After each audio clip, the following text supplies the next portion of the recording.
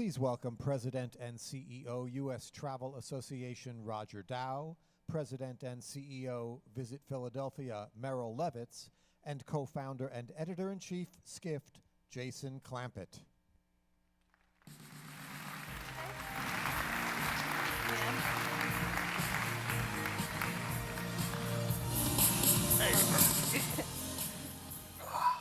I worried that we'd lose some of you at lunch. I'm glad that we didn't lose too many of you into a food coma. That's why we didn't serve beer and burgers, even though I voted for that. I want to thank Meryl and Roger for being here today. We're going to kick it off with a short little video that will talk about the most pressing problem in America now. You won't be at your best friend's side when she gets married, but you will have the most unused vacation days in the office. You won't see her first steps, but you will memorize every foot of your commute. You won't read that book from the back of this boat because you're reading this presentation from the back of this conference room.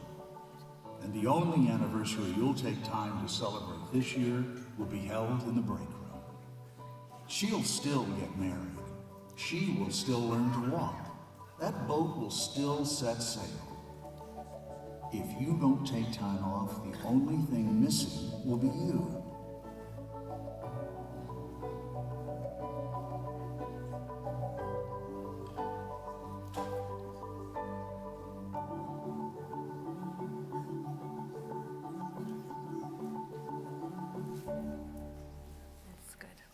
So this is something we've been talking about at Skift actually since the first year of our forum, vacation deprivation. And I think for the last 2 years, we've run a survey at Skift around late August that asks, how many days did you take off this summer?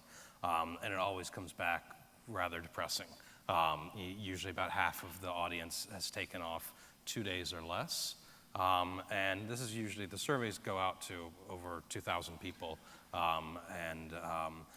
When we see those numbers, it's sad.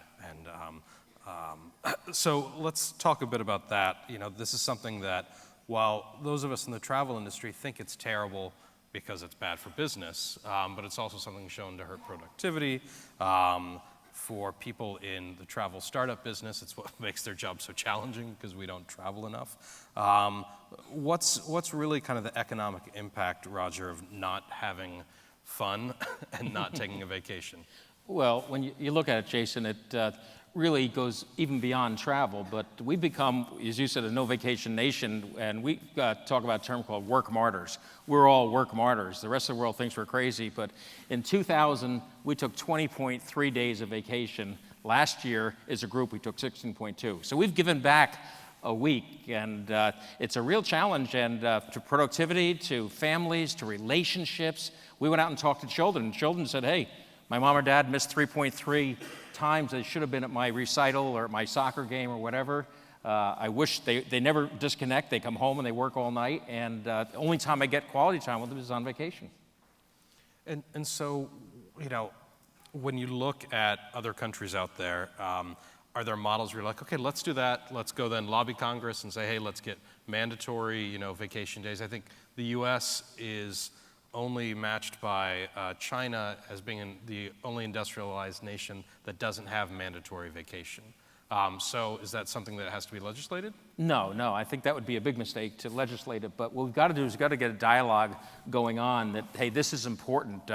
In fact, one of the biggest millennials, you were talking before about millennials, and they're the biggest offenders. And it's because they came into the job market when it was tough. They're looking over the shoulder. They don't want to lose their job. They want to look great. And so they're even taking less. And the big challenge we have is legislate, I think, would be a big mistake. But we've got to get as a dialogue going on between bosses and employees.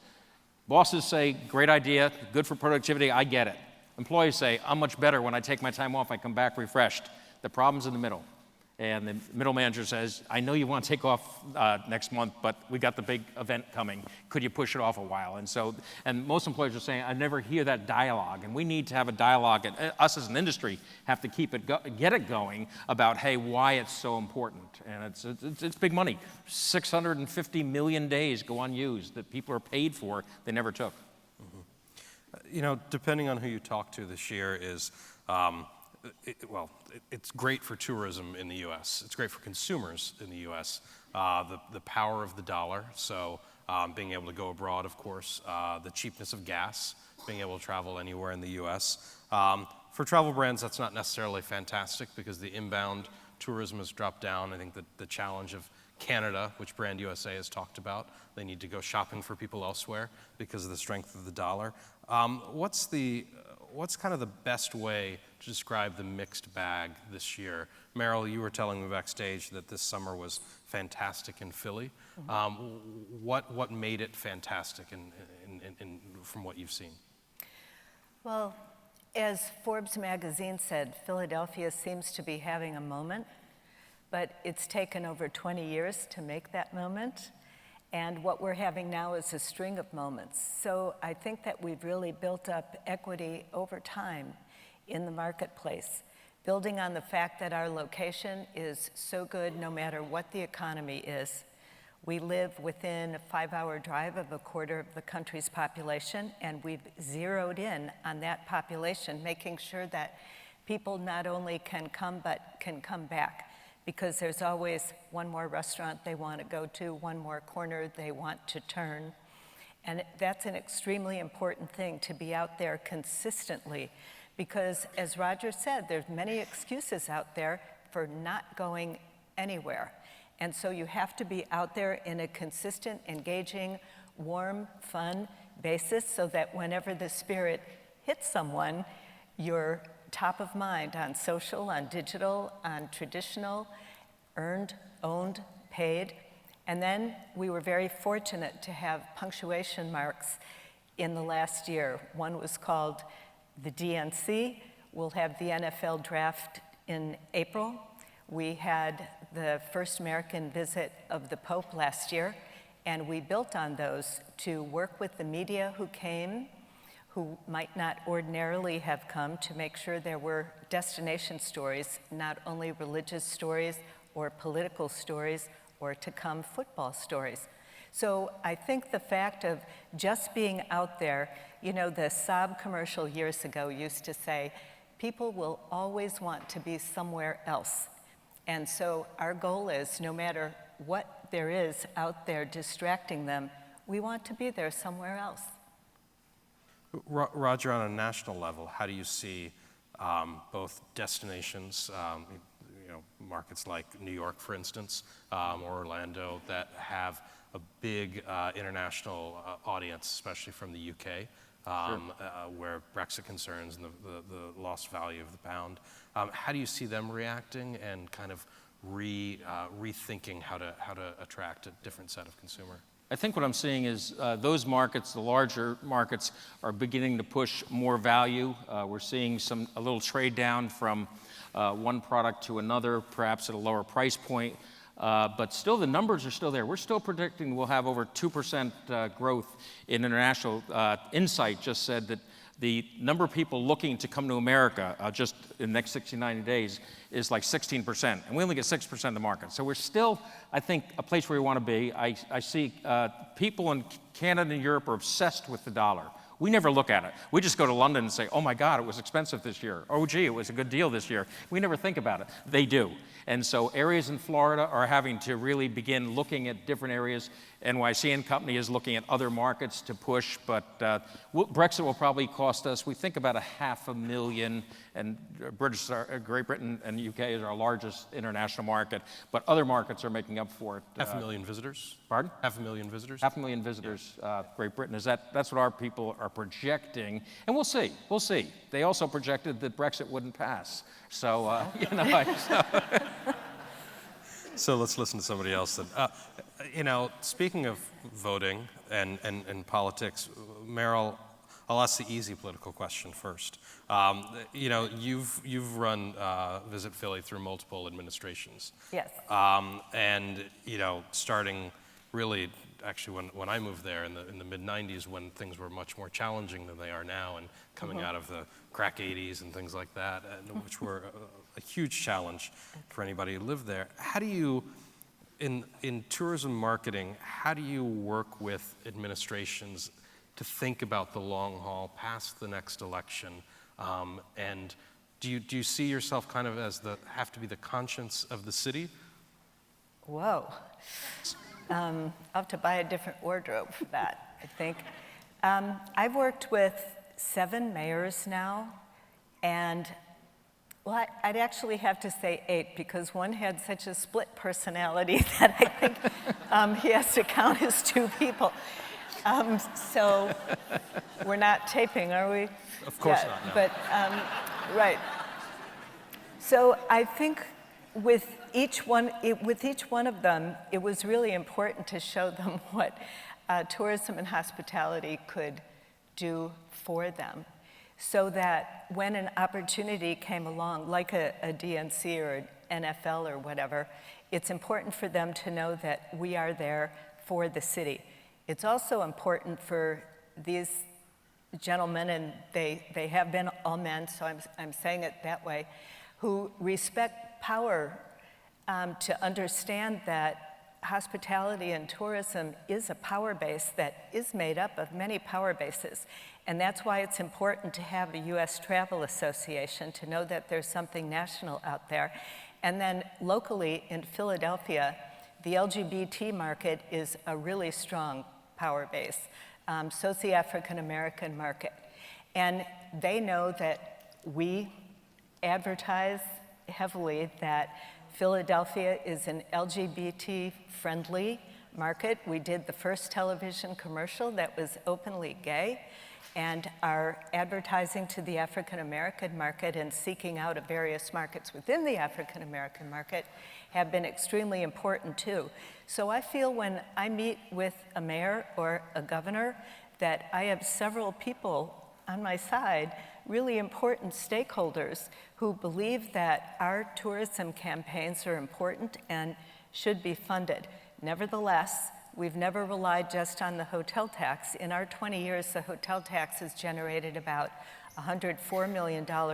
We've raised an additional $104 million so that we also have grounding in the foundation community, the corporate community, the university community, and the bases that I mentioned.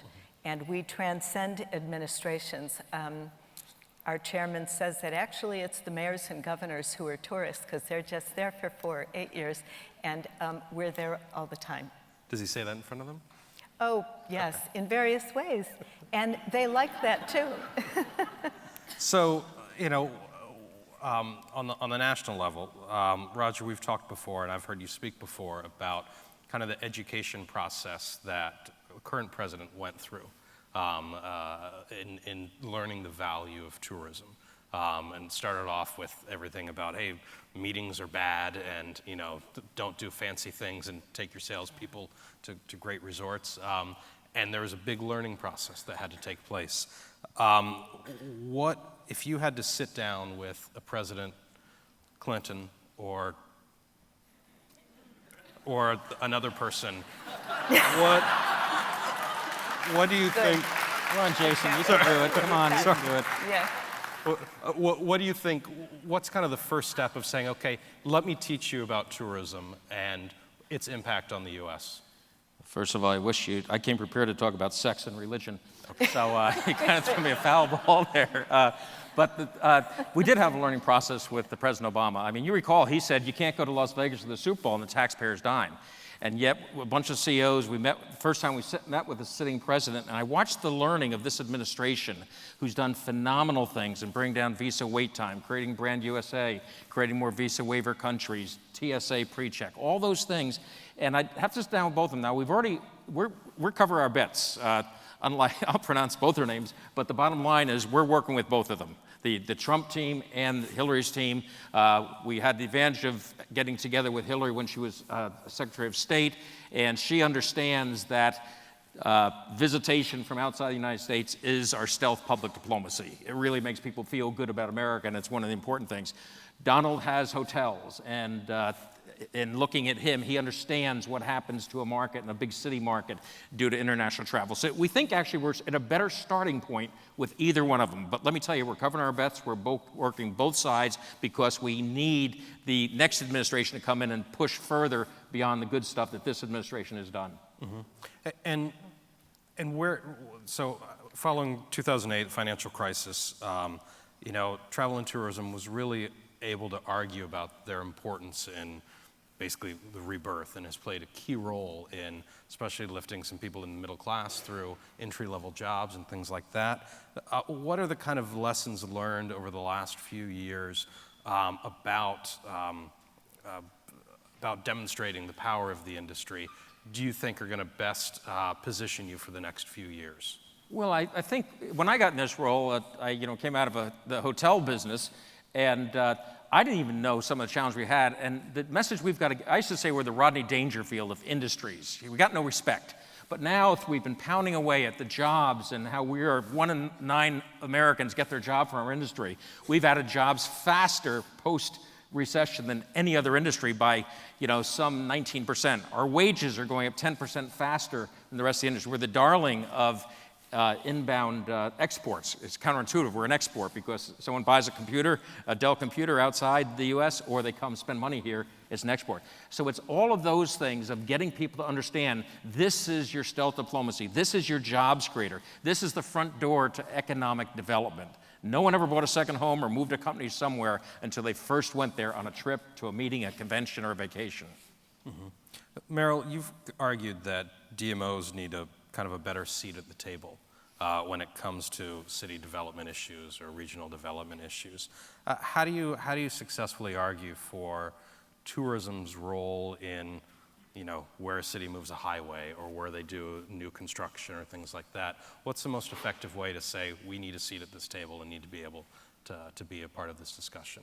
At this point, we're really invited to be at the table because people have learned over the years that they can't make it just on a resident population, that's very important all during the year, but without that additional 30% of people who come in from the outside, they're not going to succeed. So more and more, because of our habit of convening, our habit of sharing all of our research, all of our photography, all of our HD video, of promoting them on social and Visit Philly and You Wish You Knew are really powerful hype machines essentially for the city.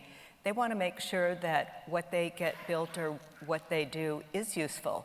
So frequently they'll ask us not only to come ourselves, but to convene a kind of users committee so that we can come in with a tour operator, a meeting planner, a travel agent, various kinds of potential users, facility rental people, meeting planners, to sit and listen to their plans, let's say for a museum or a food hall or a beer garden series or something, and say, how can we get more of your market by working with you so that things are structured so that they will be useful for you? So at this point, it's not really hard. It's a part of what we do naturally, and we're really happy to do it. The other part of that is they know that if they can work with us to slide some more of their activities towards the evening so that it's easier for people to say, I think I'll stay overnight, they can do that because we lay out for them, as we do for the politicos, what a hotel room night means in terms of additional taxes.